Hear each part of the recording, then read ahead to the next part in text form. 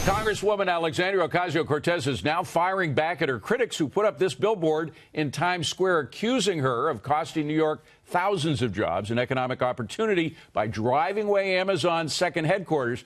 AOC tweeting out today, few things effectively communicate the power we built in fighting dark money and anti-worker policies like billionaire-funded groups blowing tons of cash on wack billboards. This one is funded by the Mercer's. P.S. Fact that it's in Times Square tells you this isn't for or by New Yorkers. And now the JCN is putting up two new billboards. This one says, hey, AOC, saw your whack tweak, but while the Congresswoman accuses her critics of being out of touch, a Siena poll showed that nearly 60% of New Yorkers approved of Amazon's plan. So who's really out of touch? What do you think, gang?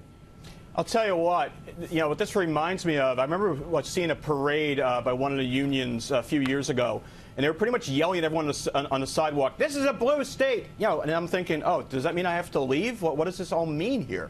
And, to say that, I didn't realize this was a homogeneous place. There's diverse opinions here, and while I appreciate the Congresswoman's opinions here, I think it's way off. She's calling the Mercers anti-progressive. Maybe it's more like anti-Luddite and anti-doing things that are actually going to be proactive rather than sitting here and complaining about it and pushing things away that could be helpful and working with ways to be helpful. That's what I don't get here. It's misguided. I'm not exactly a Mercer advocate or anything like that, if you know me.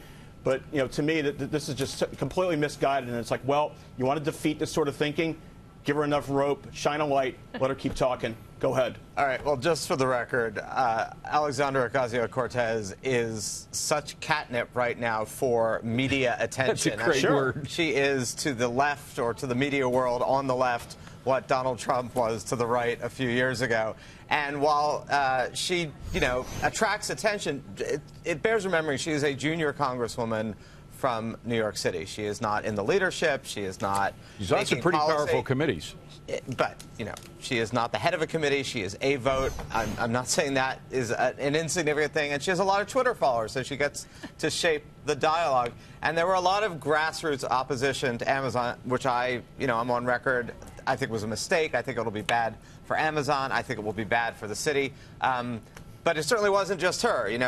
There was a whole progressive movement behind this that is a problem, irrespective of whether or not we pay attention to her. A problem in the sense of, it's a zero-sum attitude toward economic development. The jobs are not going to come from nowhere. But here's the thing. She is not willing to take responsibility for something that has really damaged New York City. And it's time that she's owning up to the fact that this was bad politics, bad policy, and it's bad for New Yorkers. If she can't stand a billboard coming back at her, then get out of the kitchen, girl, because guess what? She has sought this limelight. Right. She has won the limelight through being telegenic and being out there and having good social media presence. She has to live with that. Liz, first of all, I wish it was just telegenetic. This woman, first of all, she just won this Twitter war. Let's not pretending this company with I'm the not billboard. saying otherwise. She called this billboard wickety wickety whack because the tippy tops are paying for it. You know what? People are going to believe that because basically this group was paid for by billionaires who founded it. Now, they're right, and what they're saying is right, but this is where the right has to be careful here. You can't prove to people, her fans, from the top down, like some trickle-down thing, that high minimum wages are bad, that all these policies are bad for you, the worker. The employer can't tell you that. The workers have to think that. And she exposed this, and unfortunately is going to win people onto her side from this battle. This company, this entity will probably have to change their name. She's a very dangerous fighter. That's why I think Trump doesn't engage her directly. She's much smarter at this than Warren and Bernie, who she used to work for, essentially. Bernie, she wins these Twitter battles. She's not right economically. She's not helping the people, but she is making better points. She is stronger. She's commanding the media presence. It's not just because she looks good. This is not the Sarah Palin of the left-wing party. But Jonas, this is the Donald Trump of the left-wing one thing party. I would say is, point out, is that all the polls that were done right up until a couple of weeks ago showed that New Yorkers wanted Amazon to be here. They realized not only it'd be good for the community, but it's good for state tax revenues, too. I mean, just the income that the state would make on the 25,000 workers adds up to $5 billion over 10 years. Governor Cuomo knows that, and I think the people of New York do as well. And again, I mean, it's not. Watch, a few weeks from now, these numbers are going to start changing. She's going to start winning. That's like saying the Republican Party 20 years ago, more of them were for immigration. Those numbers have changed because of strong politicians changing what people think about certain issues, free trade, whatever it is. That's what she can do about socialism on the left. She's, I think, that powerful. I would agree. I mean, and you make really good points about just this is a potent social media presence that can translate into influence and some degree of political power, as we saw from Donald Trump. But look, we talked a lot about this with Amazon a few weeks ago. Amazon also just packed up and left. I mean, there was enough support within those communities that if they had really been committed to engaging, and the fact is Bezos, as we talked about with his own issues with the Inquirer, is not somebody who particularly wants to engage adversaries. He either wants an open arms or he says, we'll just go somewhere else. So there was enough support there that had he engaged, it's likely the outcome would have been different. It's not just like Amazon was, defeated, tail between their legs. It's much more that they said, we're okay, it's not worth it. But I want to come back to the fact that this is the first time that this young woman who kind of shoots from the hip and has soared to everyone's consciousness sort of overnight has kind of come up against a real issue where she's in the wrong place, according to most of the people whose lives might have been impacted, and also by fellow Democrats. Right. So the fact that, she's having a Twitter battle, donors, I totally disagree with you. Take her on. I mean, if she's wrong about something, are we supposed to ignore that and sort of be cowed by 9 million Twitter followers? Liz, I don't think so. You don't see her sound exactly like what people said about Donald Trump at the early stages, that he and was look how well he did. He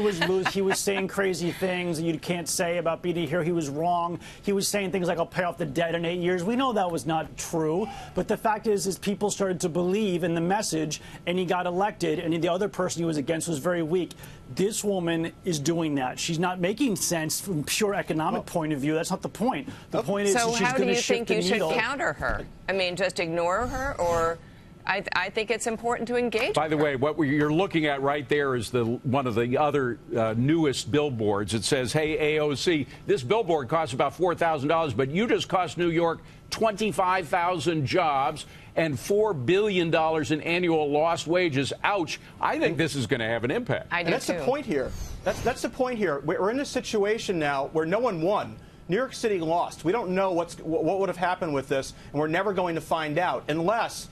again, I actually appreciate that Congresswoman Ocasio-Cortez has a different voice. Yeah. I can respect that. But how about if she was actually extending the olive branch, reaching out to companies like this who could be potential employers and say, hey, here's how you could help the community. Here's how you could invest in schools, invest in the community, preserve the community, work with us. Right. That's She'd have to believe in capitalism, that's a real progressive thing. And she's a socialist. I mean, that's the bottom line here. Everyone wants a better life. Call it whatever you want. Socialism, capitalism, blend the two.